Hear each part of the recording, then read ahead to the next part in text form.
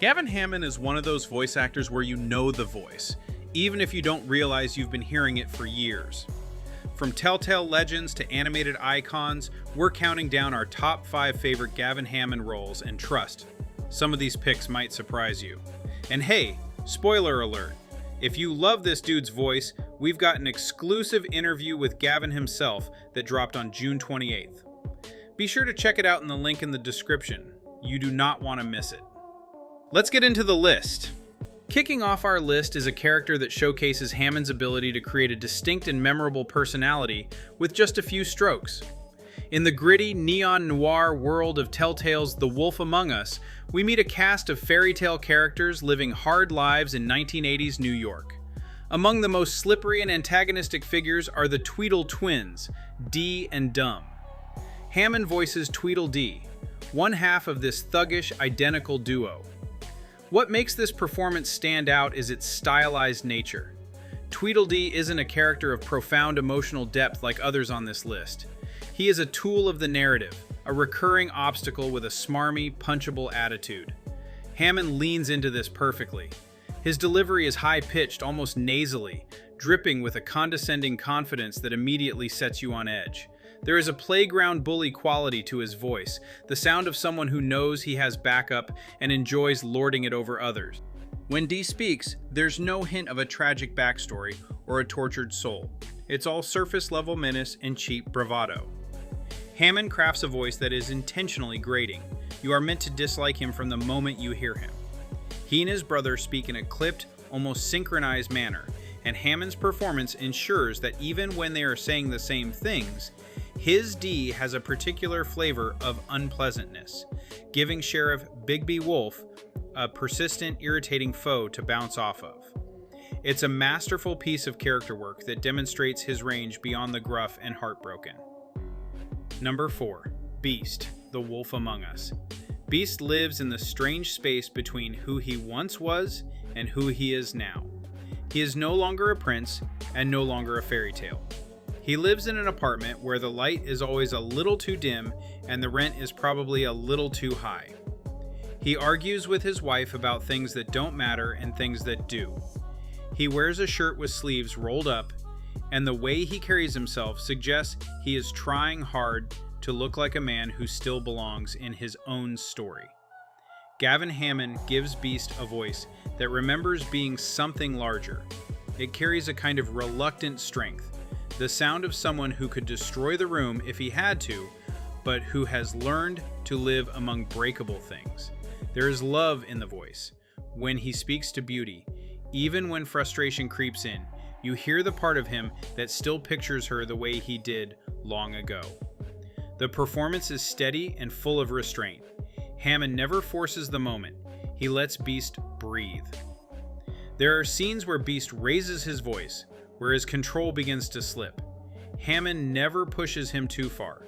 The anger arrives slowly, like water rising, and when it finally crests, it is sharp and sudden. You understand that this is not a man who enjoys confrontation. He wants peace. He wants to go to work, come home, be loved, and feel useful. But underneath his calm voice is something pulsing, something old, something he spends a great deal of effort trying to keep quiet. With that, Beast becomes a question. What happens to someone who used to be great when the world no longer asks them to be? What does he do with the strength that no longer serves him? Gavin Hammon answers this, not with speeches or declarations, but with the sound of a man learning how to speak softly. He gives Beast the voice of someone who is no longer trying to impress anyone. He is only trying to be enough. Number 3. Jonas, Oxenfree. Jonas speaks like someone who learned early that listening matters more than being right. There is a stillness in his delivery, a kind of personal economy, like he has already wasted time trying too hard and decided against it. Gavin Hammon gives him this quality with care. The voice doesn't lean forward. It stays exactly where it is and waits for you to meet it. At the beginning of the game, Jonas has no reason to be trusted. He is new. He is the stepbrother nobody asked for. He walks into a group of teenagers with shared trauma and long memories and tries to find somewhere to stand. Hammon gives him a tone that suggests he knows this dynamic without resenting it. He doesn't perform eagerness. He doesn't try to belong. He speaks with a kind of low warmth, like someone who wants to connect but won't force the connection. The story moves through time in broken patterns. Reality is uncertain. The characters relive fragments of themselves and don't always understand what they're reliving. Hammon never overplays the confusion. Jonas doesn't sound shocked. He sounds human. He sounds like someone who is used to navigating discomfort and does it by staying calm. He makes his fear smaller so the person next to him won't feel alone. In private moments, he tells stories in pieces, never the full version. When he talks about his mother or his childhood, there's distance, not because he lacks feeling, but because he doesn't want to burden anyone. Hammon shapes these scenes with a quiet inwardness. The silences are real. The breath between sentences feels intentional. You begin to understand who Jonas is by what he withholds. When he jokes, the humor is dry and specific, a way of diffusing tension or checking in. Hammon never breaks the tone for the sake of a laugh. The wit comes from discomfort, not detachment. It feels like a habit, not a performance. This character could have been forgettable. The new kid, the side companion, the exposition support, but Hammon doesn't treat him that way. He builds something solid out of small decisions. Tone and phrasing. Nothing is wasted. You don't finish the game thinking Jonas has been changed by the experience. You believe he has been trying all along. You understand he is still figuring out how to be known. Number 2. Stan S. Stanman, Monkey Island series. Stan talks fast because silence feels like failure. Every word is a pitch. Every sentence is shaped to keep you from walking away. Gavin Hammon gives him a voice that never stops moving. It is bright, loud, and full of forced enthusiasm. There is no subtlety. There is only forward momentum. Stan believes every offer he makes. That belief is the center of Hammon's performance. He doesn't play Stan as a liar. He plays him as someone who needs the sale. The tone is wide open. Every vowel stretches just enough. Every phrase ends like a hook. Stan wants to be liked. He wants to close. Hammon gives him that hunger without making it ugly. There is no variation in volume. There is only more of the same. Stan fills the room. He overcommits to every syllable. The pace is quick but deliberate. Hammon never trips. He knows the rhythm and holds it tightly. The result is a voice that feels choreographed, not improvised. Stan's energy is not charm. It is survival. The voice tells you that this is someone who cannot afford to pause. If he pauses, the room gets quiet. If it gets quiet, he loses control. Hammon keeps that tension close to the surface. The laughter comes from the pressure, not the punchlines. Even when the script becomes absurd, the voice never winks. Hammon does not play the comedy for effect. He plays it straight. That is what makes it work. The louder Stan gets, the clearer the joke becomes. But Stan never laughs. Stan believes. Hammon lets the audience decide what is funny. Gavin Hammon doesn't ask for sympathy. He just delivers the voice. The performance is not warm or tragic or touching. It is sharp and intact. Stan is not a man you grow close to. He is a man you remember because he never gave you space to forget. Number 1. The Broken Father, Kenny. The Walking Dead, The Game. Gavin Hammon's voice as Kenny begins in the back of your mind, like someone whose face you can't quite place but whose tone you immediately trust. There's a southern rhythm to it, something warm and familiar, as if he has spent a lot of time leaning on truck hoods and talking about things that matter in the quiet, easy way that men like him often do. The first time you hear him, you think this is someone who has worked hard his whole life, the kind of man who fixes engines and understands how to comfort a child in the same breath. Kenny is a survivor, not in the way movies sell the idea of survival, but in the deeply human way that wears down your bones. Hammon gives him a voice that has grown tired without losing its shape. When Kenny speaks about his family, you hear how love once lived at the center of his world.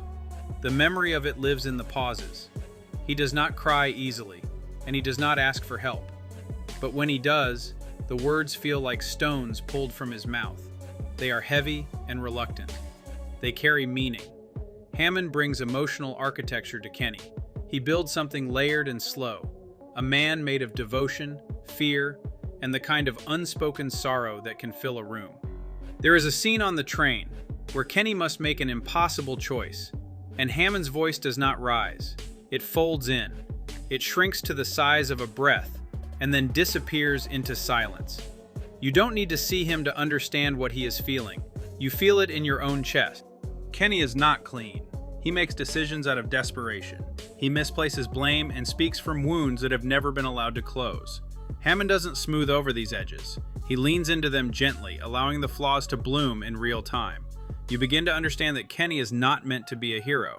He is a man who loved his family more than anything and who never fully recovered from losing them. There are moments when Kenny laughs, and in those moments, Hammon lets us hear who Kenny used to be. You imagine him grilling in the backyard, telling bad jokes, cleaning his hands on a dish towel. That version of Kenny is always there, behind the grief, peeking out like sunlight through broken shutters. By the time his story begins to close, you are no longer listening to a character in a game. You are listening to a man you know. You understand why he has to keep moving, why he keeps trying to protect people even when it hurts him. And it teaches you something that's hard to put into words, but impossible to forget. Kenny is a complicated, flawed, and deeply human character. He is not always right, he is not always likable, but because of Gavin Hammon, he is always real. The performance is a monumental achievement in interactive storytelling. It is a portrait of loss, survival, and the impossible weight of love in a world without hope. It is raw, it is heartbreaking, and it is, without a doubt, the defining voice of Gavin Hammon's incredible career. And that's my top 5 voices of Gavin Hammon. There you have it, our personal top 5 Gavin Hammon voice roles. Agree? Disagree? Drop your own top 5 in the comments below. Let's see who the real Gavin stans are. And don't forget to subscribe and turn on notifications, because our full sit-down interview with Gavin is premiered on June 28th at noon, and it's full of behind-the-scenes gems, voice acting insights, and stories you won't hear anywhere else. Catch you next time, Nerd Fam.